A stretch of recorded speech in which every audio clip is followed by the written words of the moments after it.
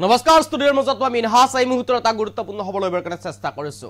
মনোজ ধানোৱাৰৰ নেতৃত্বত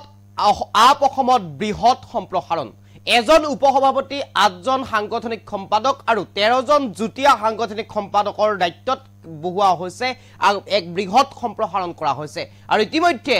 এখন নোটিছ প্ৰকাশ কৰিছে আপ অসমৰ ফালৰ পৰা আৰু ইতিমধ্যে বৃহৎ সম্প্ৰসাৰণ ঘটিছে আপ অসমত আৰু সমাগত পঞ্চায়ত নিৰ্বাচন আৰু নিৰ্বাচনৰ প্ৰাক মুহূৰ্তত এনেদৰে এতিয়া আপ অসমত বৃহৎ সম্প্ৰসাৰণ কৰিছে মনোজ ধানোৱাৰৰ নেতৃত্বত এই মুহূৰ্তত সবিশেষ আপোনালোকৰ বাবে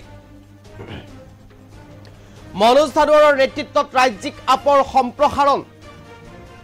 নতুনকৈ অন্তৰ্ভুক্ত এজন উপসভাপতি উপসভাপতি পদত নিযুক্ত ঋষিৰাজ কন্দিন্য খুনিতপুৰৰ লোকসভাৰ আপৰ প্ৰাৰ্থী আছিল কন্দিন্য 8 সাংগঠনিক আৰু 13 যুটীয়া সাংগঠনিক সচিবৰ অন্তৰ্ভুক্তি ৰাজ্যিক সাংগঠনিক সম্পাদক পদত বল্লভ পাত্ৰ দিলীপ হাজৰিকা আখতাৰুল ইছলাম হাজৰিকা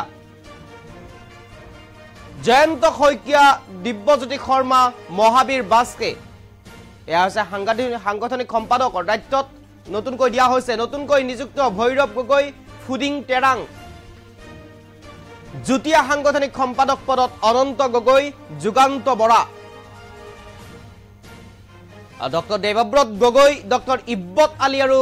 ৰামা পৰিহাৰ আপৰ সম্প্ৰসাৰিত কমিটিত অন্তৰ্ভুক্ত হৈছে মহিউদ্দিন সিদ্দিকী বিপ্লৱ দাস আমিৰ হুছেইন নুৰুল হাছান এয়া হৈছে যুটীয়া সাংগঠনিক সম্পাদক আৰু যুটীয়া সাংগঠনিক সম্পাদকৰ দায়িত্বত আন আৰু কেইবাগৰাকী আছে কৃষ্ণ ৰবি দাস নেংবই হেংমা আব্দুল মজিদ সাইদুৰ ৰহমানক অন্তৰ্ভুক্ত কৰা হৈছে যুটীয়া সাংগঠনিক সম্পাদকত এজন উপসভাপতি 8জন সাংগঠনিক সম্পাদকৰ সম্প্ৰসাৰণ কৰিছে 13 গৰাকীকৈ যুটীয়া সাংগঠনিক সম্পাদকৰ সম্প্ৰসাৰণ ৰাজ্যিক সভাপতি মনোজ ধানোৱাৰৰ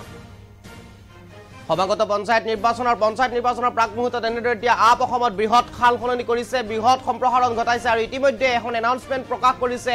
আপ অসমৰ ফালৰ পৰা আৰু ৰাজ্যিক সভাপতি মনোজ ধানোৱাৰৰ নেতৃত্বত এনেদৰে এতিয়া বৃহৎ সম্প্ৰসাৰণ ঘটিছে আপ অসমত এক প্ৰকাৰ নতুন মুখৰ নতুন ব্যক্তিক তাত স্থান দিছে নতুন ব্যক্তিক কাম কৰি যাবলৈ সাহস দিছে প্ৰেৰণা দিছে আৰু আপ অসমৰ নেতৃত্বত এক প্ৰকাৰ মনোজ ধানোৱাৰে আন এটা মাত্ৰালৈ লৈ যাবলৈ অৰহ চেষ্টা কৰি থকা পৰিলক্ষিত হৈছে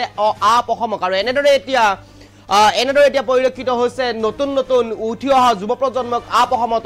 অন্তৰ্ভুক্ত কৰি এনেদৰে আপক অসমৰ ক্ষেত্ৰত অন্য এক মাত্ৰালৈ লৈ যোৱাৰ ক্ষেত্ৰত অৰহ চেষ্টা কৰি থকা হৈছে আৰু এয়া হৈছে আপ অসমৰ ফালৰ পৰা প্ৰকাশ কৰা এখন এনাউন্সমেন্ট আৰু যিখনত উল্লেখ আছে এজন উপসভাপতি 8জন সাংগঠনিক সম্পাদক আৰু 13জনকৈ যুটীয়া সাংগঠনিক সম্পাদকক দায়িত্ব অৰ্পণ কৰা হৈছে কেইবাগৰাকী নতুন ব্যক্তিক দায়িত্ব অৰ্পণ কৰা হৈছে আপ অসমত এক প্ৰকাৰ যেন পঞ্চায়ত নিৰ্বাচন তথা 26ৰ বিধানসভা নিৰ্বাচনৰ প্ৰাক মুহূৰ্তত এক বৃহৎ সম্প্ৰসাৰণ ঘটিছে আপ অসমত আৰু আপ অসমৰ এনেধৰণে এতিয়া নতুন ব্যক্তিক স্থান দিয়া পৰিলক্ষিত হৈছে নতুন মুখক স্থান দিয়া পৰিলক্ষিত হৈছে আপ অসমৰ ভিতৰ চৰাত এই মুহূৰ্তত সবিশেষ লৈবৰ কাৰণে চেষ্টা কৰিছো আপোনালোকৰ বাবে